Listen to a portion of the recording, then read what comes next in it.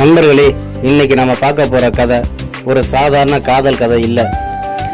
இந்த உலகத்தையே காக்கிற கடவுள் நமக்காக ஒரு சாதாரண மனுஷனா பூமிக்கு வந்து சாப்பாட்டுக்கு கூட கஷ்டப்பட்டு காதலுக்காக கடன் வாங்கி இன்னைக்கு வரைக்கும் ஏன் அந்த கடனை அடைச்சிக்கிட்டு இருக்காருன்னு சொல்ற ஒரு எமோஷனல் ஜர்னி.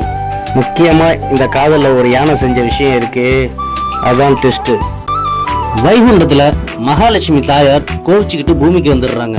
மகாவிஷ்ணு அந்த பிரிவை தாங்க முடியாத ஒண்ணுமே இல்லாத ஒரு சாதாரண மனுஷனா சீனிவாசங்கிற பேர்ல பூமிக்கு வராரு. கையில ஒரு பைசா கூட இல்ல ப்ரோ. உலகத்துக்கே சாப்பாடு போடுற சாமி அன்னைக்கு பசியும் பட்டினியுமா வெங்கடமலை காட்டுல ஒரு புத்துல போய் படுத்துக்கிறாரு. அப்போ ஒரு மனுஷன் கூட அவருக்கு சாப்பாடு கொடுக்கல. ஆனா ஒரு பசுமாடு மட்டும் டெய்லி அந்த புத்துல வந்து பால் கொடுத்தது. ஒரு மிருகம் காட்டுன அன்புதான் அன்னைக்கு சாமியை உயிர் பிழைக்க வச்சுது. அப்பதான் அந்த அழகான நாள் வருது. சீனிவாசன் வேட்டைக்கு போறாரு. அங்க ஒரு பெரிய காட்டு யானை குறுக்க வருது. சீனிவாசன் அந்த யானைய துரத்திக்கிட்டு போறாரு. அந்த யானை வேகமா ஓடி அந்த அழகான நந்தவனத்துக்குள்ள நுழையுது. அங்கதான் மல்லிகை பூக்கள் பூத்து குலுங்குற அந்த நந்தவனத்துக்குள்ள நம்ம பத்மாவதி தாயார முதலா பாக்குறாரு சீனிவாசன். நிஜமா சொல்லணும்னா அந்த யானை மிரண்டு ஓடல.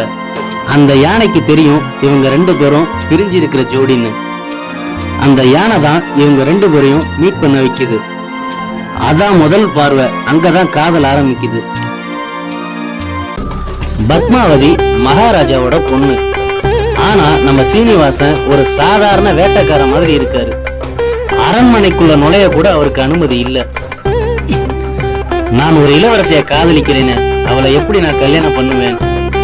சீனிவாசன் ஏங்குற ஏக்கம் இருக்கு.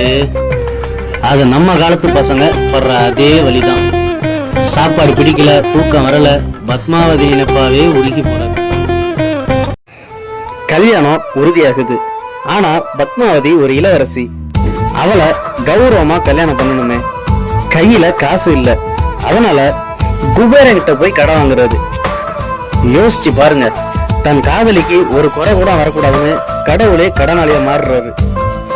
கல்யாணம் முடிஞ்சு பத்மாவதி தாயார் அரண்மனையை விட்டுட்டு கிளம்பும் போது அவங்க வளர்த்த கிளிகளும் மயிலும் அழுதுதான்.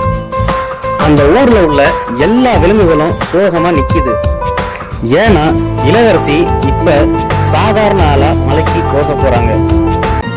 இன்னைக்கும் நாம திருப்பதி மலைக்கு போறோம். அங்க நிக்கிறது வெறும் சாமி மட்டும் இல்ல, காதலுக்காக வாழ்ற ஒரு கணவன். தன்னை நம்பி வர பக்தர்களோட கஷ்டத்தை நான் வாங்கிக்கிறேன், பதிலுக்கு அவங்களுக்கு நிம்மதியை தரன்னு அவர் கொடுத்த அந்த வாக்குறுதி தான் இன்னைக்கும் பல கோடி பேர் அங்க இழுக்குது.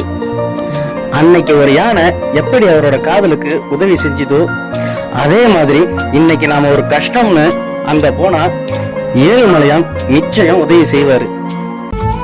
இந்த வீடியோ உங்களுக்கு பிடிச்சிருந்தா லைக் பண்ணுங்க. ஏழுமலை மேல உங்களுக்கு நம்பிக்கை இருந்தா கமெண்ட்ல கோவிந்தன் டைப் பண்ணுங்க. உங்க கஷ்டமெல்லாம் தீர அந்த வெங்கடேஸ்வர பெருமாளை நான் வேண்டிக்கிறேன். மீண்டும் ஒரு சூப்பர் கதையோட சந்திக்கிறேன். பாய்.